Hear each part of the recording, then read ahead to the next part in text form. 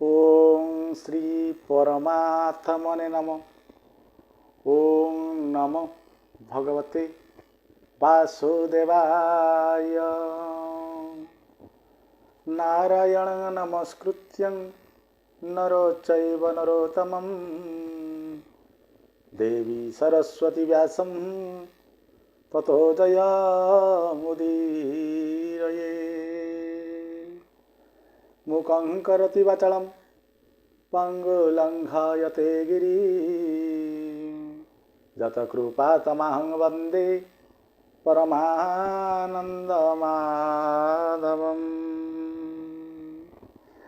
भक्त बंधुगण, आमर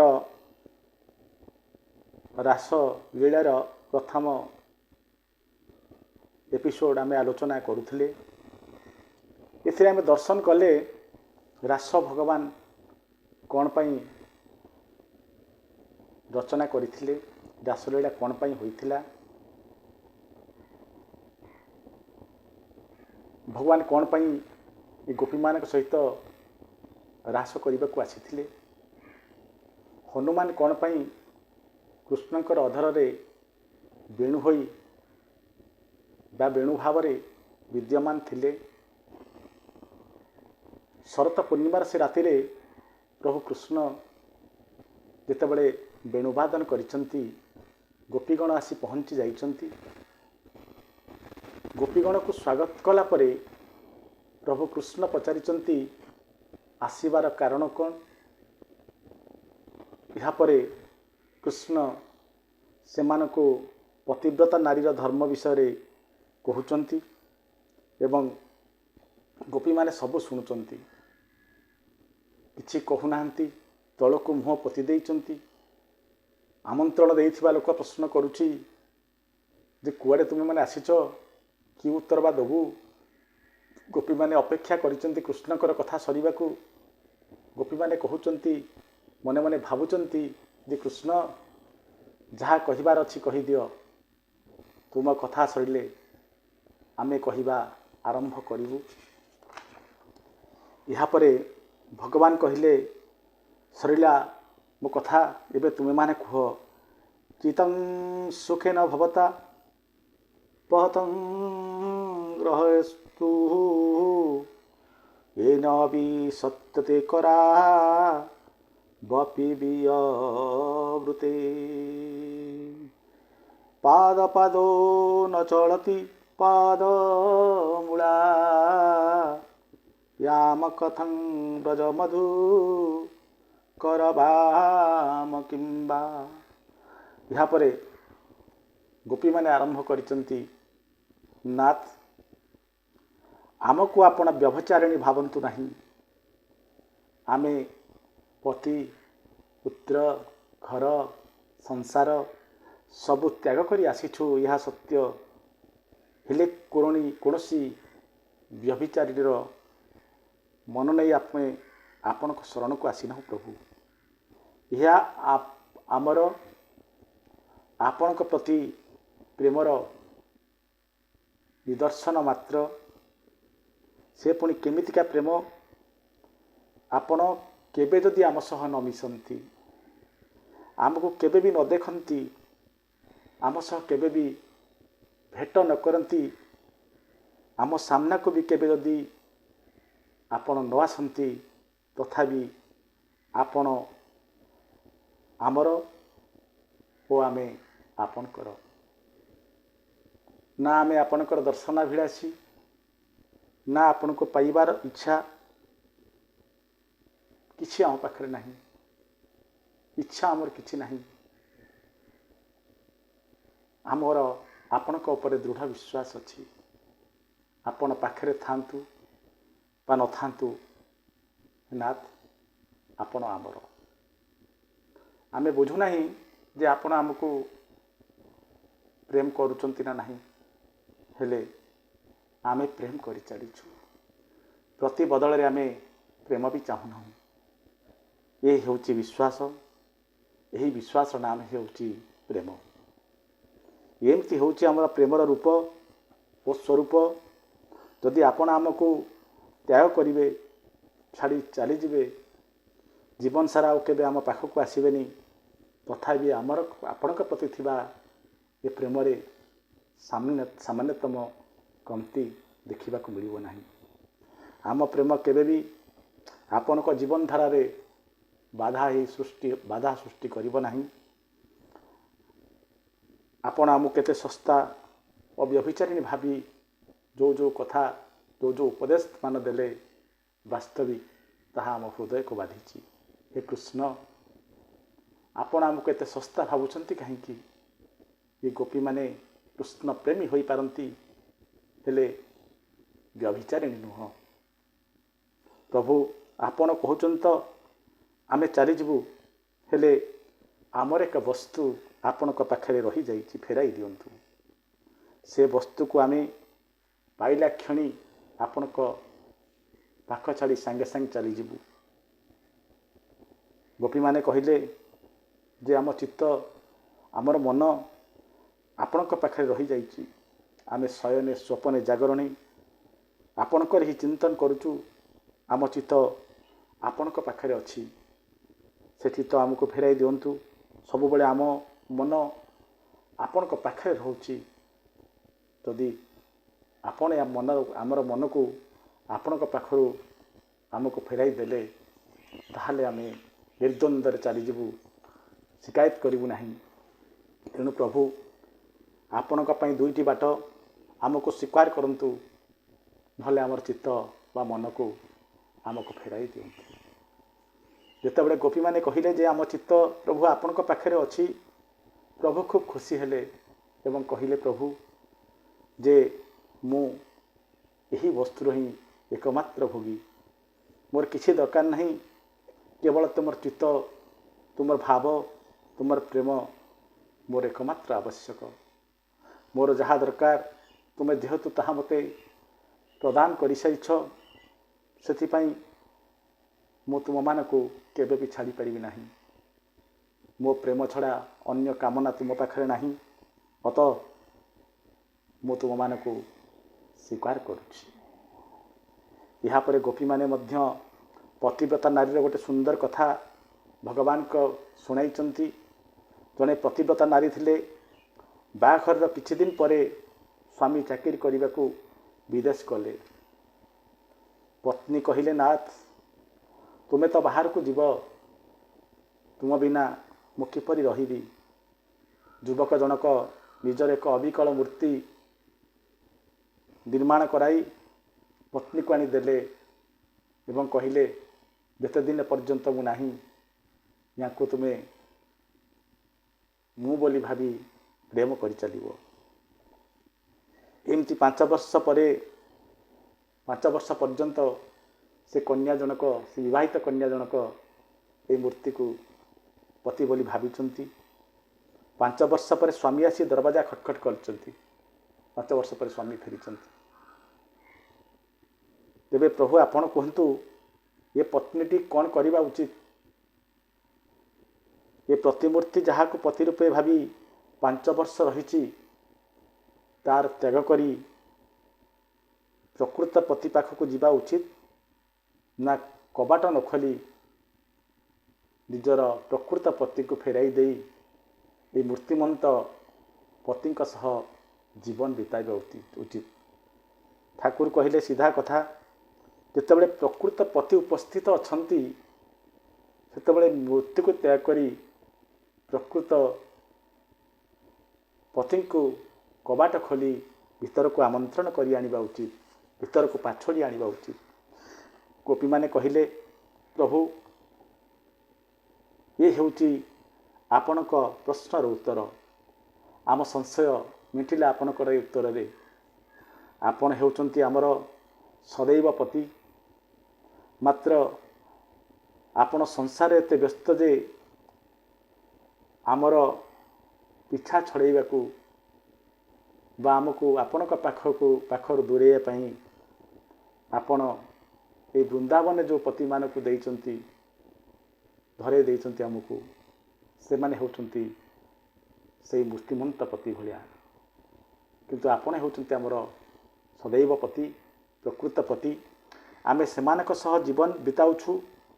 आज जितेबाला आमर शाश्वत पति आपण आमको मिलगले आम सामना को आसीगले तेणु आपण होउचंते आमर सर्वस्व। आमे आउ ए मूर्तिपति मानक पाखरे कहीं रहिबु आपण को मिलन परे आम पति माने आउ आमर पति नुहंती से माने भी आपणकर पत्नी आपण होउचन जगतपति अर्थात सारा जगतर पति होउचंते आपण आमर पति आम पति मानकर मध्य पति। गोपींकर यही अकाट्य जुक्ति शास्त्र सम्मत अटे जो अखिल ब्रह्मांड प्रति त्रिभुवन नाथ सामने स्वयं देवज्ञ थर थर कंपन करती से प्रभु आज ये साधारण गोपी मानक तर्क सामने नीरवी जाइछंती। अकाट्य जुक्ति ये गोपी मानकर ये यही भावर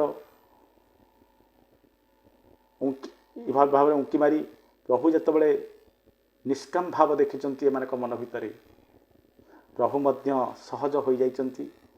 यापर प्रभु कौन करचंती ए गोपी मानक सहित रास आरंभ करचंती। रास माने कौन लक्ष लक्ष संख्यार गोपी कृष्ण एक किंतु गोपी संख्या होची लक्षे। प्रभु केउ गोपी पाखक जाउछंती पचारुचंती तुमे किछि खाइछ गोपी मना करुची प्रभु कौन करुचंती सांगे सांगे किछि खाद्य ये गोपी को खुआई दउछंती। केउ गोपी पाखक जाई प्रभु प्रश्न करुचंती तुमको शोष होची कि किछि पीब नाई करछि गोपी कहूँ प्रभु एठी कौन मिल जे पीबी सांगे सांगे प्रभु कौन करुचंती किछि ए गोपी को पियाई दउछंती। क्यों गोपी कहूँ लाला मो गोड़ भारी बिंधुची प्रभु कौन करुचंती से गोपीर गोड़ मध्य मोड़ी देउछंती। क्यों गोपी कहूँ लाला भारी गरम होची प्रभु कौन करचंती ताको पंखा करुचंती। रास माने कौन परम पिता परम ब्रह्म निजर वैष्णव भक्त मानक पई सहज हो जाइछंती। सहज भावरे समस्त सह मिशुचंती जार जहाँ आवश्यकता ताको पूरण करुचंती। प्रभु एसबु क्रिया मान करुचंती जहाँ कि आपण माने केबे भी परम ब्रह्म ठारू आशा कर नथिबे। ए परम ब्रह्म का गोड़ मोड़ी दबा परम ब्रह्म का पंखा करिबा परम ब्रह्म का पानी पिए दबा परम ब्रह्म का खुआई दबा ये सब कौन परम ब्रह्म करती तथापि रासरे प्रभु ये सब करछंती। या पर जहाँ हैला ता हबार नथिला बा हबा कथा नुह। या द्वारा गोपी मानक मनरे अभिमान आसी जाइछि। गोपी माने भाविले आमे माने बहुत सुंदर सेतिपाई जगतनाथ जगत त्राणकर्ता आम सुंदरतार मोहित होई गले एवं एइथिपाई प्रभु भक्तर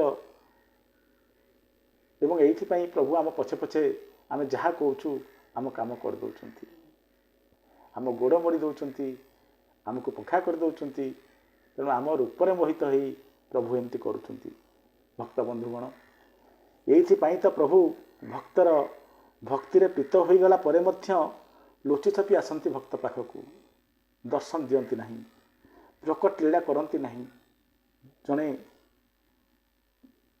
यार कारण हूँ कारण प्रकट लीला करदे प्रभु ना भक्त कौन हम अभिमानी हो प्रभुंर डर थाए ठाकुर आमर मान रक्षा करने को मूर्तिमंत हो ठिया होती सीना हेले प्रकट केबे होती ना कहीं जदि भक्त मोर लीला देख चारिड़े डिंडिम पिटब जे प्रभु को साक्षात दर्शन करिछि बोली ताहले असुविधा कथा। प्रेमर डिंडिम पिटब तो प्रेम नष्ट हो प्रेम को गोपनीय रखा जाए प्रेमर प्रचार प्रसार करा जाए नहीं केबे भी अभिमानी हुआ ना। गोपी मानकर अभिमान प्रभु मोर जानीगले एवं तत्क्षणात् कौन कले प्रभु से पाखर अंतर्ध्यान हो गले। अभिमान आसिले कणी प्रभु कौन करती मूर्तिमंत होई चैतन्य ताको लुचाई दियंती।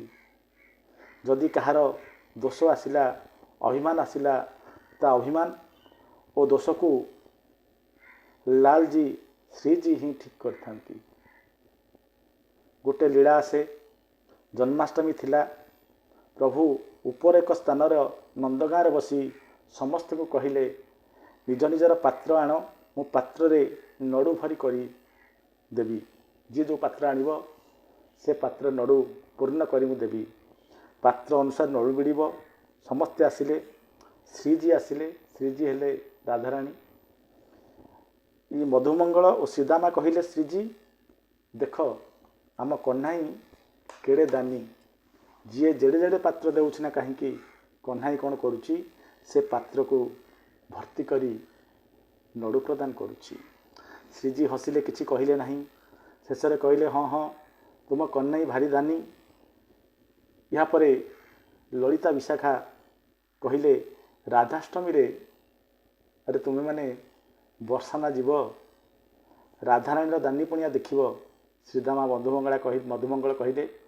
राधाष्टमी रे कौन मिलिब ललिता मिलिब मिठा ललिता विशाखा कहले से दिन बर्षाना आसे देखिब देखिले आपे जानीजनी मधुमंगल श्रीदामा ठाकुरजी राधाष्टमी रे बर्षाना को जाइछंती बर्षाना कौन देखिले लोकंकर छोट छोट पात्र को राधाराणी कौन करुचंती बड़ बड़ पात्र रखी दौरान एवं बड़ बड़ पात्र रे लडू भर्ती कर दौरान विशाखा को से माने से लडू भरी विशाखा कौन कर समस्त छोट पात्र को नेउचंती रखी दौरान बड़ पात्र रे लडू पूर्ण कर दौरान राधा श्रीजी छोट पात्र रखी मान बढ़िले सीधा राधा शरण को गले राधाराणी ये दोष नष्ट कर दियंती कह जाए तो जार मान बढ़े जी अभिमानी हो जाए सी यदि प्रभु को अभिमान कारण न पाए तेबे यदि श्रीजी अर्थात ये राधा शरण को गला राधा तार से दोष को काटी पुणी तार भक्त को भगवान का पाखे मिसाई दियंती आज गोपी मान अभिमान कारण प्रभु अंतर्ध्यान हो जाइछंती गोपी माने खोजी खोजी नयंत आ प्रभु को पाऊना खोजी खोजी प्रागल पारा हो गले गोपीगण जड़ वस्तु को मध्य ठाकुर भावी कुंडाई पकाउछंती प्रभु विरह पागल प्राय घूरी बुलुचंती एणे तेणे गोपीगण वृक्ष को पचारुचंती पशुपक्षी को पचारुचंती आमर मदन मोहन कुआड़े गले पागल हो जाइछंती गोपीगण एतिकी एमती विचरण करी करी गोपी माने जमुना कूल पहुँची रोदन करुचंती बुक फटाई चित्कार करुचंती क्रंदन करुचंती हठात देखले राधाराणी को एकुटिया जमुना नदी कूल बसचंती तांको देखी सब गोपी प्रणाम कले और वंदन कले हे सुन राधिका दुलारी तेरी द्वारका भिकारी हूँ मैं श्याम का पुजारी बना दे दुलारी श्याम ना मिले तो हमें ये गीत शुणु खाली शुणुनी बुझंतु श्रीजी को यही प्रार्थना करी अनेक पूजा कलापर मध्य श्याम मिलूना यापर समस्ते गोपीगण पादरे पड़ जाइछन्ति कहार पाद तले राधांकर एवं कहिछन्ति हे श्रीजी तुम्हें प्रभु दर्शन कराओ यही गोपी माने कहउछन्ति लालजी को श्रीजींकर शरणापन्न हेले आमे आमर अवगुण को नाश करी तापर जाई भगवत दर्शन बा श्याम दर्शन करि परिबु राधा सीधा ठाकुर कष्ट मिलिबे मात्र श्रीजी शरण गले अर्थात राधा शरण गले ठाकुर मिलवा सहज किशोरीजी वंदना प्रार्थना कले गोपीगण जहाँ को गोपी गीत कह जाए ये गोपी गीत गाई राधाराणी को संतुष्ट करिया परे जितेबले कले जितेबले कृष्ण दर्शन लालसारे गोपी मान आखिरु अविरत अश्रु झरिबा को लागिला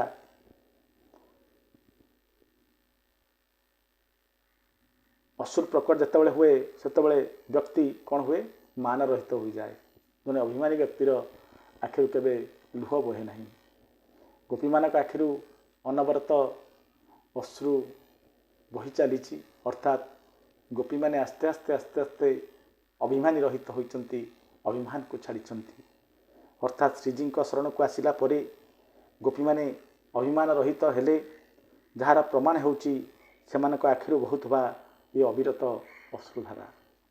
यापरे पीताम्बरधारी कृष्ण प्रकट हेले।